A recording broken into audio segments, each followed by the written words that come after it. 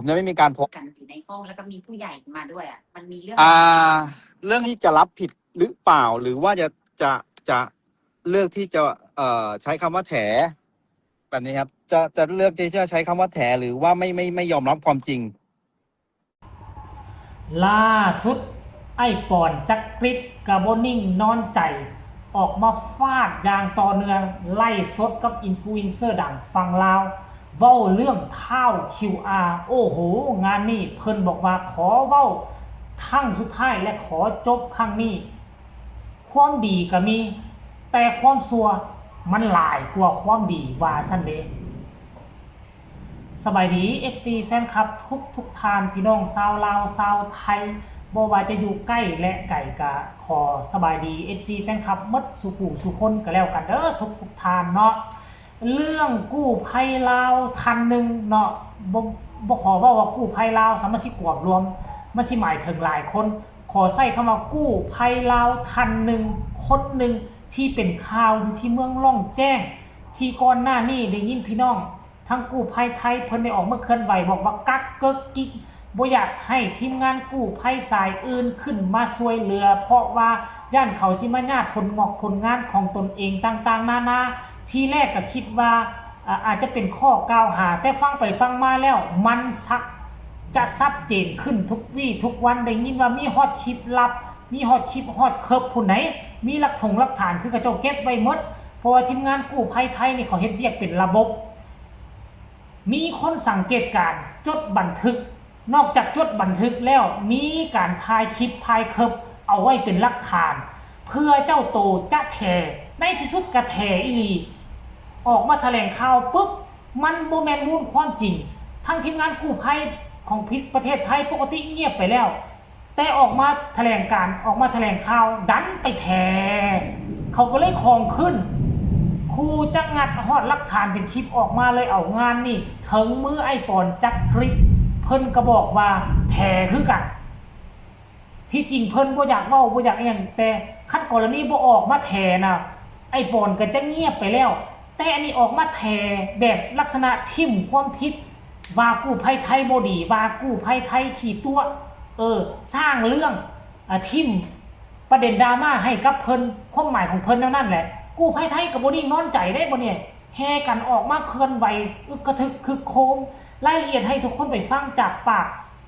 ไอ้ปอนจักริดที่เราไล่สดกับอินฟลูเอนเซอร์ดังฝั่งลาวเมื่อคืนนี้ไปชมพร้อมกันเลย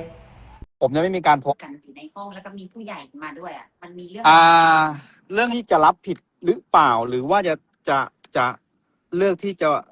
ใช้คำว่าแถแบบนี้ครับจะเลือกที่จะใช้คำว่าแถหรือว่าไม่ยอมรับความจริงแถของพี่นี้คืออะไรพี่พูดเอาเรื่องที่เข้าใจกันง่ายเลยคืออันหนึ่งเลยคือการประสานงานแบบขอกำลังไปช่วยทีมนั้นหน่อยทีมนี้หน่อยน้องคนนี้ก็จะเดี๋ยวเขาจัดการเองนะแต่มันไม่เป็นไปตามต้องบอกมันไม่เป็นไปตามที่เขาเสนอตัวเข้ามาว่าเดี๋ยวเขาจะประสานกำลังทางทหารให้นะอะไรเงี้ยเพื่อที่จะไปช่วยทีมงานลากสายไฟหรืออะไรอย่างเงี้ยมันไม่ได้เป็นอย่างนี้เอาแค่เรื่องเดียวผมจะไม่ก้าวไก่ผมจะไม่โบยไม่สาดเสียเทเสียไปเพราะผมคิดว่าสุดท้ายแล้วผลลัพธ์ของเรื่องนี้คืออะไรถูกไหมพี่คือง่ายๆก็คือได้ขอประสานงานกับเขาไปไม่ว่าจะขอเกี่ยวกับเรื่องสิ่งที่เราต้องการใช่ไหมใช่เขาก็ไม่ได้สนองให้ใช่ไหมใช่ครับเพราะว่าหนึ่งเลยมัน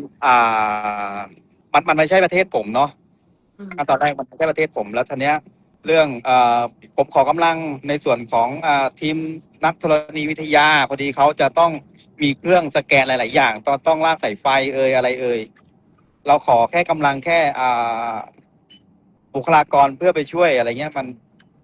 สุดท้ายแล้วน้องทีม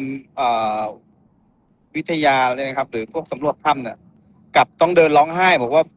เขาไม่ช่วยหนูกันเลยหนูแบกสายไฟคนเดียวแล้วเป็นผู้หญิงอะไรเงี้ยเราก็เลยมันคือจุดชนวนหลายๆอย่างมาครับมันหลายๆอย่างอ๋อคือก่อนที่พี่จะไปโพสในเฟซส่วนตัวขอความช่วยเหลือเกี่ยวกับด้านอื่นคือได้ขอกับเขาไปแล้วใช่ไหม ใช่ใช่ครับใช่ครับเพราะว่าด้วยที่ว่าเราก็ต้องยอมรับเราต้องบอกตามตรงก่อนว่าเขาเป็นหน่วยแรกที่ประสานมาหาพวกเรา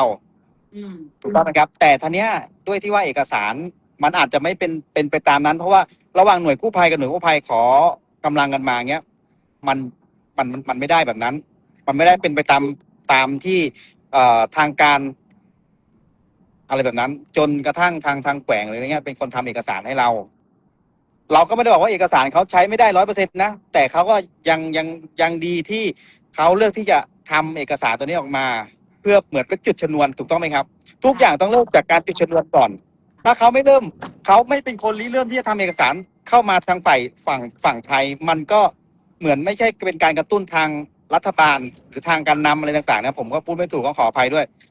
ถูกไหมครับ ความดีน้องเขามีเราผมจะไม่บอกว่าเขาไม่ได้มีความดีเขาอาจจะมีแต่แค่ณตอนเนี้ยที่ผมบอกว่าผมไม่เคยออกมาพูดอะไรแบบนี้เลย เพราะว่าเราอยากมีสามัญทำไมตรีเราตัวผมเองนะ ผมสามารถยังอยากที่จะกลับเข้าไปทำงานได้โดยแบบสบายใจ สามารถทำงานด้วยกันได้หมด คือวันนี้เหลือทนแล้วใช่ไหม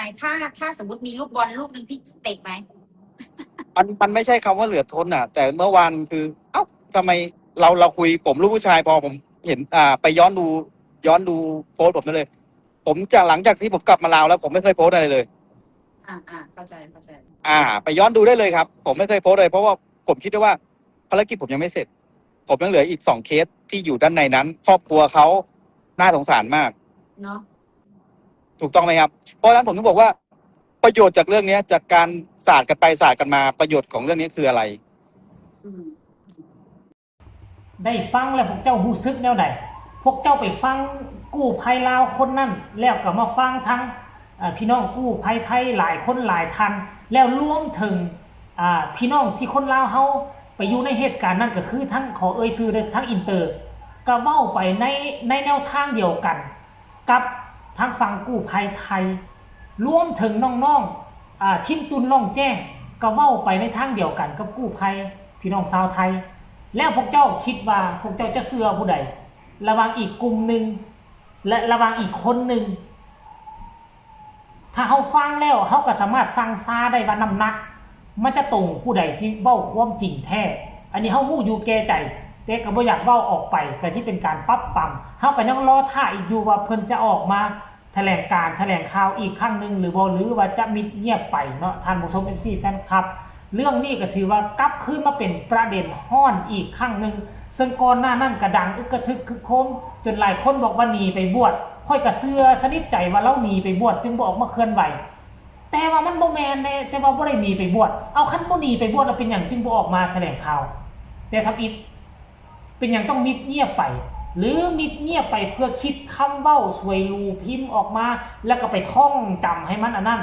เพื่อให้มันเป็นคำเว้าที่สวยรูออกมาหรือว่าจังใดงานนี้เขาจะติดตามต่อเนาะคลิปนี้คือถึงมือป่อนจักกิจและต่อไปจะถึงมือของผู้ใดก่อนหน้านั้นก็คือทั้งอินเตอร์แล้วก็กับมนัส